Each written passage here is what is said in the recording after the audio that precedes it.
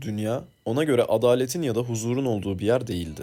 O, kendisini her zaman Katolik bir kültürün çocuğu olarak tanımladı. Ama kamerasını hiçbir zaman cennetin ışığına çevirmedi.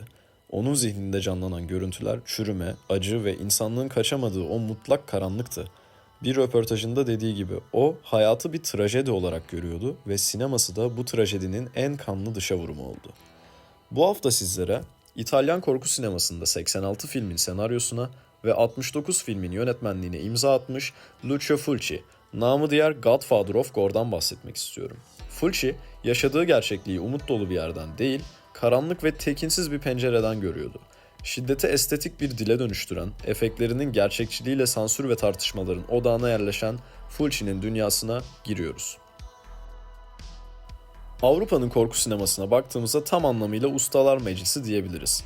Fransa'dan Jean Rollin, Almanya'dan Jörg Buttgereit ve Michael Haneke, İspanya'dan Alex de la Iglesia, ama konu İtalyan korku sineması denince orası bambaşka dünyalara açılan bir kapı gibi. Dario Argento, Mario Bava, Umberto Lenzi, Ruggero Deodato, Bruno Mattei ve özellikle benim gibi sıkı death metal dinleyicilerinin en azından isminden aşinalı olacağı Lucio Fulci. Fulci, 17 Haziran 1927'de Roma'nın Trastevere semtinde dünyaya geldi. Hayatındaki ilk dram henüz o doğmadan önce yaşanmıştı. Annesi Lucia'nın ailesi tarafından bir kuzenine aşık olmasına karşı çıkılınca genç kadın evi terk edip Roma'ya gelmiş, ancak çift Lucio doğmadan yollarını ayırmıştı. Fulci'nin gençlik yılları Venedik ile Roma arasında geçti. Venedik'te Deniz Harp Okulu'na devam ederken bir yandan da sahalarda boy gösteriyor, yerel gençlik takımlarında kalecilik yapıyordu. Roma'ya döndüğünde ise bir yandan lise eğitimini sürdürüyor, bir yandan da İtalyan Komünist Partisi etrafında toplanan entelektüel çevrelerin içine sızıyordu. Sanat, müzik ve sinemaya olan ilgisi bu dönemde filizlenmeye başladı. Aslında annesinin hayali oğlunun bir doktor olmasıydı.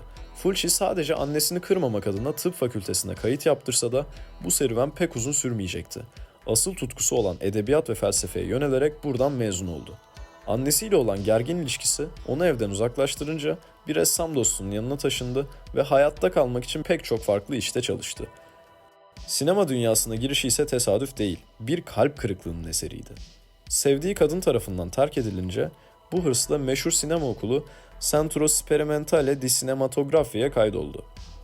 Mezuniyet sınavı Fulci'nin o asi ve kural tanımaz kişiliğinin ilk büyük kanıtı olacaktı. Sınav komisyonunun başında efsanevi yönetmen Luchino Visconti vardı. Fulci çekinmek bir yana Visconti'nin o meşhur Ossessione filmindeki sahneleri Jean Renoir'dan nasıl ödünç aldığını, sahneleri tek tek sayarak yüzüne vurdu. Bu cesur ama tehlikeli çıkışın ardından kısa bir süre sonra siyasi bir gösteri sırasında tutuklanıp hapis cezası aldı. İşte tam bu noktada annesiyle buzlar eridi ve eve geri döndü. Sinemaya profesyonel adımını 1950'de atan genç Fulci, sektörün dev isimleriyle çalışarak usta bir senariste dönüştü ve İtalyan sinemasını kökten sarsacak olan o Godfather of Gore lakabını hak eden sinema kimliğinin temellerini bu sancılı yıllarda attı. Fulci'nin yönetmenlik koltuğuna oturması aslında kendi planladığı bir şey değil, hayatın getirdiği bir zorunluluktu. Kariyerine usta bir senarist olarak başlamıştı ve bu işten oldukça memnundu. Ancak 1959 yılında ciddi ekonomik sorunlarla karşılaşınca efsanevi komedyen Toto'nun teklifini kabul etmek zorunda kaldı. Toto, Fulci'nin yeteneğine o kadar güveniyordu ki filmi onun yönetmesi şartıyla küçük bir rol oynamayı bile kabul etmişti. Böylece Fulci'nin ilk yönetmenlik denemesi olan Le Ladri doğdu. Fakat bu profesyonel ortaklık araya giren bir kadın meselesi yüzünden kısa sürede bozuldu. Fulci yıllar sonra bu dönemi anlatırken aslında gönülsüz başladığını itiraf edecekti. Fulci'nin bu dönemdeki en büyük başarısı, İtalya'nın en sevilen komedi ikilisi olan Franco Franchi ve Ciccio Ingrascia'yı bir araya getirmesiydi. İkilinin o klasik kültürlü ve ciddi Ciccio ile aptal ve yardımcı Franco rollerini o belirledi. Onlarla birlikte çektiği 12 filmle gişe rekorları kırdı. 1966 yılına gelindiğinde Lucio Fulci sadece Franco ve Ciccio'nun komedi yönetmeni olarak anılmaktan sıkılmıştı. Kendini kanıtlamak ve yeteneklerinin sınırlarını zorlamak istiyordu. Bu amaçla rotasını o dönemin yükselen trendi olan İtalyan western sinemasına kırdı. İlk ciddi denemesi olan Massacre Time, İtalyan western tarihinin en şiddetli filmlerinden biri olarak kabul edildi. Franco Nero'nun başrolde bulunduğu bu filmde Fulci, Fransız tiyatro kuramcısı Antonin Artaud'un zulüm tiyatrosu ilkelerinden esinlendiğini söylerdi. Bu film Fulci'nin ilerideki korku filmlerinde zirve yapacak olan şiddet temalarıyla ilk gerçek temasıydı. Artık 1969'a gelindiğinde sinemasındaki ton belirgin biçimde karardı. Lucio Fulci, İtalyan sinemasının yükselen türü olan giallo'ya adım attı. Ancak o, türün babası sayılan Mario Bava veya o dönem parlayan Dario Argento'dan farklı bir yol izledi. One on Top of the Other, Alfred Hitchcock'ın Vertigo filminden izler taşıyan ve şiddetten ziyade erotizmin ön planda tutulduğu bir filmdi. The Conspiracy of Torture, Fulci'nin hayatındaki en trajik döneme denk geldi. Filmin çekimleri sırasında karısının yanlış bir teşhis yüzünden intihar etmesi ve ardından annesini kaybetmesi bu filmi onun gözünde lanetli kıldı. Yine de bugün eleştirmenler tarafından Fulci'nin en iyi yönetilmiş eserlerinden biri olarak kabul edilir. 1971'de A Lizard in a Women's Skin ile giallo türüne öyle güçlü bir giriş yaptı ki dönemin İtalyan sinemasında dikkatleri üzerine çekti. Howlers of the Dug gibi renkli sinemasıyla tanınan yönetmen artık kendini erotizm, psikolojik gerilim ve gizem filmleriyle yeniden şekillendirmişti. Ancak Fulci'nin içindeki karanlık rahat durmamıştı. 1972'de karşımıza Don't Torture a Duckling gibi giallo örneğinin yanında 1973 ve 1974 yıllarında Jack London'ın ünlü eseri Zanna Bianca'yı ve devam filmini yönetti. Başrolde yine Franco Nero ve Virna Lisi vardı. Kanlı sahneleriyle tanınan Fulci, bu temiz aile filmleriyle kariyerinin en büyük gişe başarılarından birini yakaladı. Son spagetti western filmlerinden biri olan 1975'te çektiği The Four of the Apocalypse ile western türünü tanınmaz hale getirdi. Bu filmde bir şerifin canlı canlı derisinin yüzülmesi, tecavüz sahneleri ve yamyamlık gibi o dönem bir western filmi için hayal dahi edilemeyecek unsurlar vardı. Film aşırı vahşeti nedeniyle 18 yaş sınırına takılan nadir westernlerden biri oldu. Fulci bu dönemi 1978 yılında Giuliano Gemma ile çektiği daha klasik ve şiddetten uzak bir macera olan Silver Saddle ile kapattı. Artık western türünde söyleyeceklerini bitirmiş, lanetini esas konuşturmaya başlayacağı alan olan gerilim ve polisiye türüne geçmeye hazırdı. Silver Saddle'dan bir yıl önceki 1977 yapımı The Psychic, Fulci'nin şiddeti bir kenara bırakıp saf gerilim ve rüya benzeri sürrealist atmosfere odaklandığı bir filmdir. Sürpriz sonu ve kurgusuyla o kadar başarılıydı ki, yıllar sonra Quentin Tarantino, Kill Bill'de bu filmin müziğini kullanarak Fulci'ye saygı duruşunda bulunacaktı. Lucio Fulci için asıl büyük kırılma 1979 yılında gerçekleşti. Başlangıçta yapımcılar George A. Romero'nun dünyayı kasıp kavuran Dawn of the Dead filminin başarısından nemalanmak için ucuz bir kopya üretmek istiyorlardı. Yönetmenlik koltuğu için önce Joe D'Amato ve Enzo G. Castellari düşünülse de iş sonunda Fulci'ye kaldı.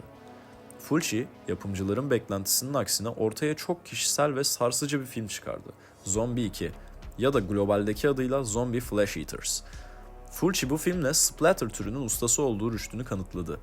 Özellikle Olga Karlatos'un karakterinin gözünün bir tahta parçasıyla delindiği sahne, aşırı gerçekçiliği ve şiddetiyle korku sineması yıllıklarına asla unutulmayacak anlar arasında girdi. Ki bu film İtalyan death metal grubu Fulci'nin 2019'da çıkan Tropical Sun adlı albümüne ilham olarak yönetmeni de keşfetmemi sağlamıştı. Müziklere değinecek olursam, Lucio Fulci'nin birçok filminde beraber çalıştığı Fabio Frizzi besteci olarak yer alıyor. Fakat Frizzi'nin besteleriyle en çok ön plana çıktığı Fulci filmleri Zombie 2'den ibaret değildir.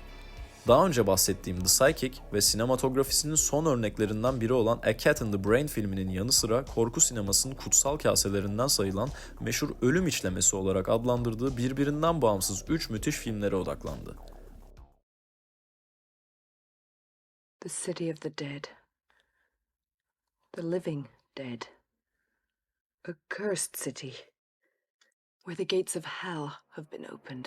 Fulci bu filmlerde mantıksal bir kurgudan ziyade rüya ve kabus mantığını ön plana çıkardı.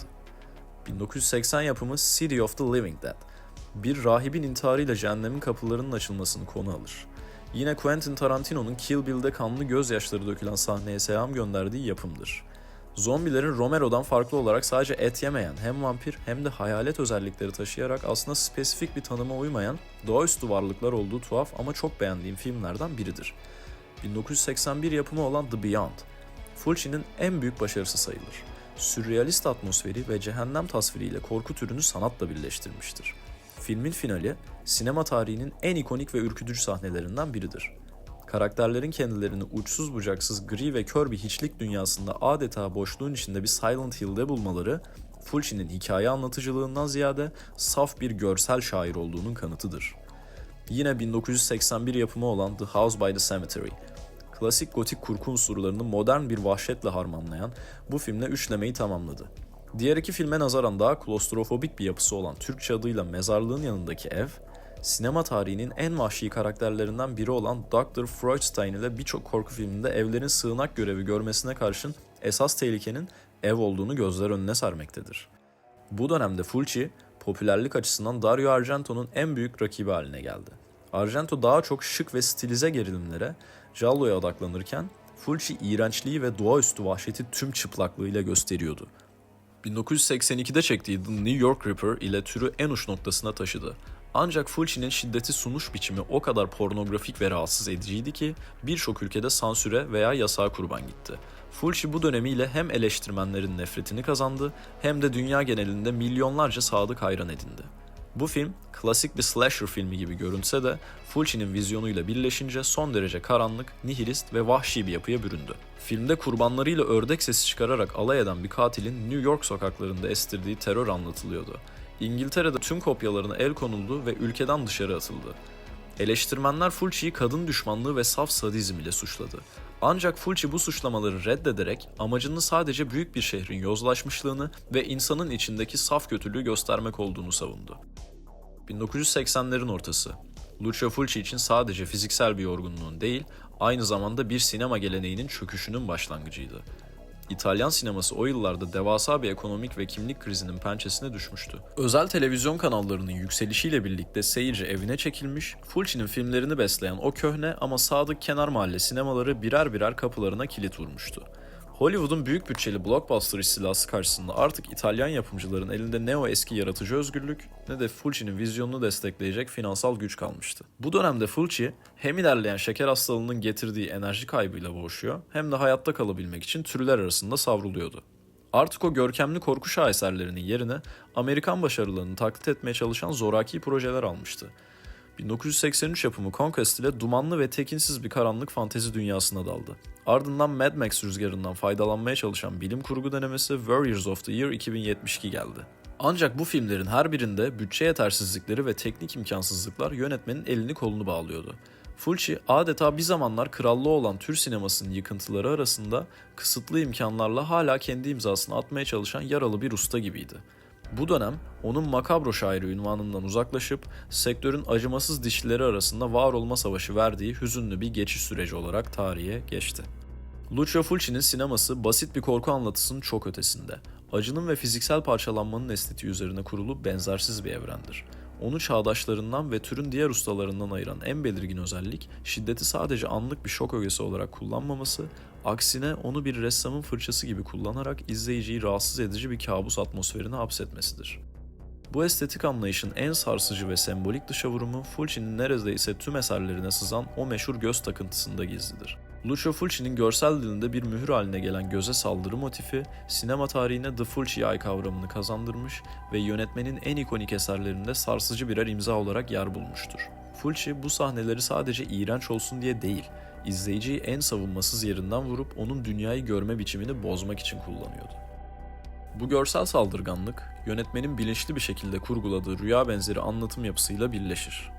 Fulci'nin korku filmleri, klasik sinemanın neden-sonuç ilişkisine dayanan mantıksal kurgusunu reddeder, bunun yerine kabusların o tekinsiz ve tutarsız mantığını benimser. Zaman ve mekanın ansızın kırıldığı, karakterlerin mantıklı bir sebep olmaksızın cehennemin ortasında kaldığı bu anlatı biçimi, dehşetin açıklandığı an etkisini kaybedeceği inancına dayanır. Bu kabus estetiği içinde şiddet sahneleri hızlı kurguyla izleyiciden kaçırılmak yerine kameranın o anın üzerinde adeta donup kalmasıyla tüm çıplaklığıyla sergilenir.